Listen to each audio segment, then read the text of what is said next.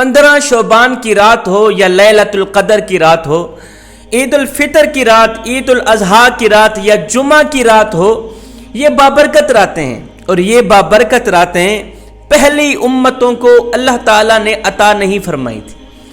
یہ بابرکت راتیں پہلی امتوں کے نصیب میں نہیں تھیں۔ سنو، یہ بابرکت راتیں اللہ نے اپنے پیارے حبیب حضرت محمد مصطفیٰ صلی اللہ علیہ وسلم کی امت کو تحفے میں دیں۔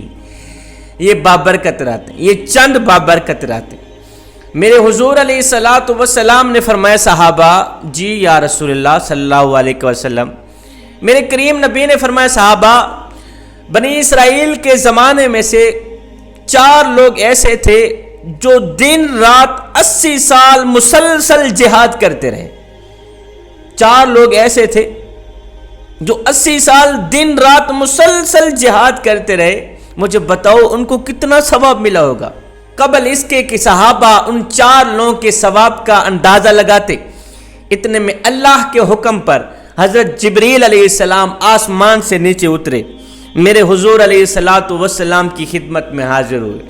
عرض کی، بندہ نواز اللہ آپ کو سلام دیتا ہے اور ساتھ میں کہتا ہے آپ کی امت میں سے سال میں سے چند راتیں ایسی بھی آتی ہیں، ایسی بابرکت راتیں آتی ہیں، سال میں سے چند راتیں ایسی بابرکت راتیں ہیں، اگر ان راتوں میں آپ کی امت کا کوئی بھی شخص رات کو قیام کرے، رکوع کرے، سجدوں پہ سجدے کرے، میری عبادت کرے اور دن کو روزہ رکھے، ان چند راتوں کے اندر رات کو قیام کرے، عبادت کرے، دن کو روزہ رکھے، فرمایا 1000 سال کی عبادت کا ثواب دیا جائے گا آپ کے ایک امتی کو۔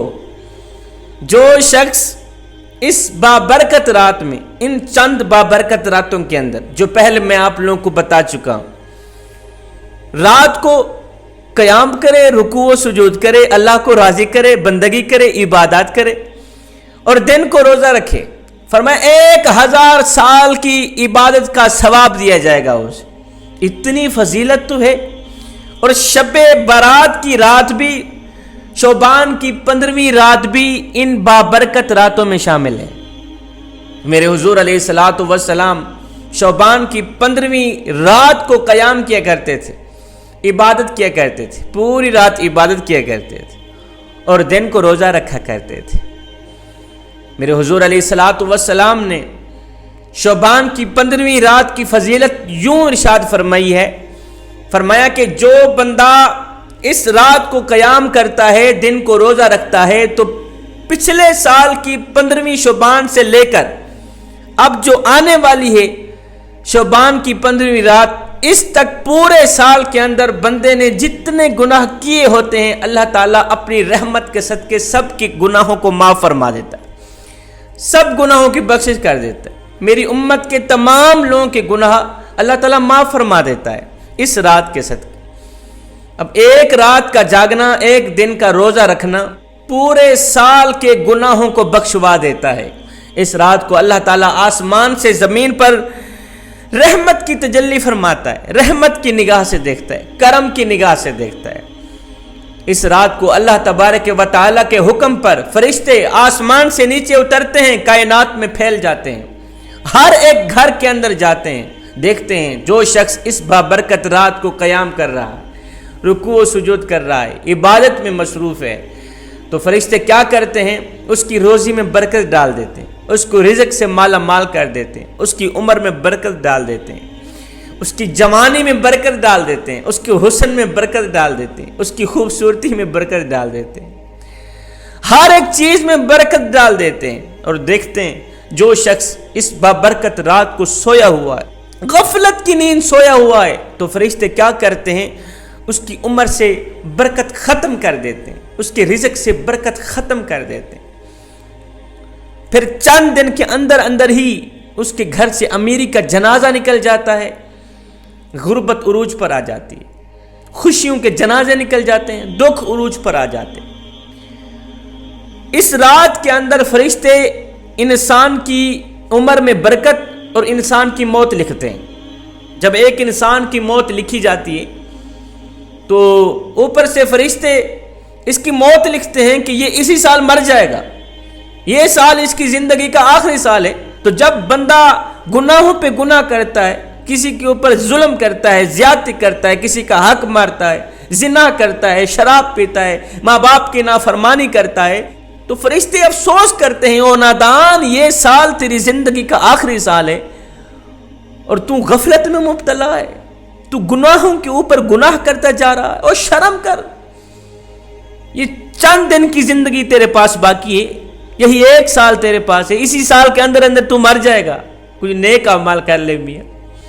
جوانوں، یہ زندگی کے لمحے میرے اور آپ کے لیے غنیمت ہے، انہی لمحوں میں ہم کچھ کر لیں، انہی لمحوں میں کچھ اکٹھا کر لیں، انہی لمحوں میں خدا کی یاد اور محبت کے دیے اپنے دل میں جلا لیں، معلوم نہیں پھر فرصت ملے نہ ملے، معلوم نہیں پھر یہ زندگی کے لمحے ملے نہ ملے۔ جوانوں، شب برات آنے والی ہے، شعبان کی 15ویں رات آنے والی ہے، اس رات کی بہترین عبادت جو آپ نے کرنی ہے، بہترین کام جو آپ نے کرنا ہے، بہترین خوبصورت سی اعلیٰ عبادت یہ ہے کہ اس رات کو اللہ کے حضور توبہ کرنا۔ بس ایک توبہ کرنا، دوسرا یہ دعا کرنا کہ یا باری تعالیٰ میری ہر دعا قبول فرما، میں جو بھی دعا کروں میری ہر دعا قبول فرما۔ بس یہ دو کام ضرور کرنا، ایک توبہ کر لینا، پکی توبہ کر لینا، کیونکہ اگر توبہ نہیں کرو گے تو کام نہیں بنے گا۔ اس بابرکت رات کے اندر ہر مسلمان کی بخشش ہو جاتی ہے، لیکن شرابی بندے کی بخشش نہیں ہوتی جب تک وہ توبہ نہیں کرتا۔ ہر بندے کی بخشش ہو جاتی ہے، لیکن سود خور کی بخشش نہیں ہوتی جب تک وہ پکی توبہ نہیں کرتا۔ ہر بندے کے گناہ معاف ہو جاتے ہیں، لیکن سنو، ماں باپ کے نافرمان بندے کے گناہ معاف نہیں ہوتے جب تک وہ والدین سے معافی نہیں مانگتا۔ زانی انسان کے گناہ معاف نہیں ہوتے، زانی انسان کی بخشش نہیں ہوتی جب تک وہ توبہ نہیں کرتا۔ مشرک انسان کی عبادت قبول نہیں ہوتی، شرک کرنے والا اس رات کی برکتوں سے محروم رہتا ہے جب تک وہ توبہ نہیں کرتا۔ تو اس رات کو آپ نے ایک تو توبہ کرنی ہے، اور دوسرا دعا کرنی ہے، مالک میری ہر دعا قبول فرما۔ ہر دعا جو اپنے لیے، دوسروں کے لیے جو میں اچھی دعا کروں، ان کے فائدے کے لیے دعا کروں، یہ نہ ہو کہ کسی کے لیے بد دعا کرنی شروع کر دیں، کسی کے حق میں بد دعا کے لیے ہاتھ اٹھا دیں۔ مالک کسی کے فائدے کے لیے جو بھی دعا کروں تو قبول فرما، یہ دو کام ضرور کرنا۔ جوانوں، خدارا، اگر تم نے کسی کے اوپر ظلم کیا ہے، کسی پر زیادتی کی ہے، کسی کا دل دکھایا ہے، تو شب برات کے آنے سے پہلے پہلے، شعبان کی 15ویں رات کے آنے سے پہلے پہلے جا کے ان سب سے معافی مانگ لینا۔ کہیں ایسا نہ ہو اللہ تعالیٰ حقوق اللہ تو معاف کر دے گا، حقوق العباد معاف نہیں کرے گا۔ میں دعا کرتا ہوں اللہ تعالیٰ ہمیں صراط مستقیم پر چلنے کی توفیق عطا فرمائے۔